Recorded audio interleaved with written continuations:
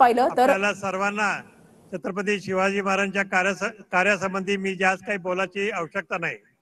एवढंच मी म्हणू शकतोय की सर्वांना घेऊन चालणारा छत्रपती शिवाजी महाराज आणि त्यांच्याच पावलावर पाऊल ठेवून आपण सगळे इथं जे बसलो आहोत या व्यासपीठावर आणि आपण माझ्या पुढे बसलेले सर्व जनसमुदाय हाच विचार घेऊन सगळ्यांना एकत्र घेऊन चालणारा हा विचार आहे आणि तोच आपल्याला पुढे न्यायचा आहे.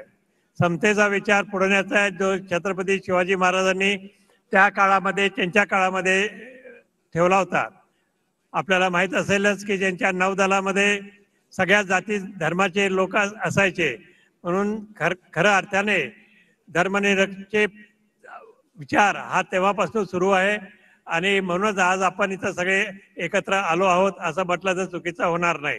मी आता जास्त वेळ घेणार नाही. आपण सगळेजण उन्हात बरेच वेळापासून उभे आहात तर सर्वांना शुभेच्छा देऊन आणि सगळ्यांचं स्वागत करून मी आपली रजा घेतो. जय हिंद, जय महाराष्ट्र. छत्रपती शिवाजी महाराज.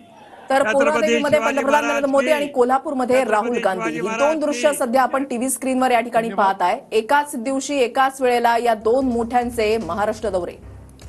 तर कोल्हापुरात राहुल गांधी यांच्या हस्ते शिवरायांच्या पूर्णाकृती पुतळ्याचं लोकार्पण आता होणार आहे आणि त्याच लोकार्पणाच्या सोहळ्यातली ही लाईव्ह दृश्य आहेत. त्यांच्यासोबत काँग्रेसचे प्रदेशाध्यक्ष नाना पटोले आहेत, बाळासाहेब थोरात आहेत, शाहू महाराज छत्रपती आहेत, सतेज पाटील आहेत, माणिकराव ठाकरे सुद्धा आहेत. तसे काँग्रेसचे सर्व प्रमुख नेते आहेत, विजय वडेट्टीवार सुद्धा आहेत. काही वेळापूर्वी राहुल गांधी यांनी सामान्य टेम्पो चालकाच्या घरी जात त्याच्याशी संवाद साधलाय, त्यांच्यासह भोजन सुद्धा केलं आणि सर्वांनाच आश्चर्याचा धक्का दिलेला आहे. विशेष म्हणजे कुठलेही राजकीय कार्यकर्ता नसलेला सामान्य व्यक्तीकडे राहुल गांधी स्वतःहून गेल्यामुळे वेगवेगळ्या चर्चा बघायला मिळत आहेत. सगळ्यांना आश्चर्याचा धक्का बसलाय आणि इतकंच नाही तर आपला आनंद सुद्धा या कुटुंबाने व्यक्त केलेला आहे.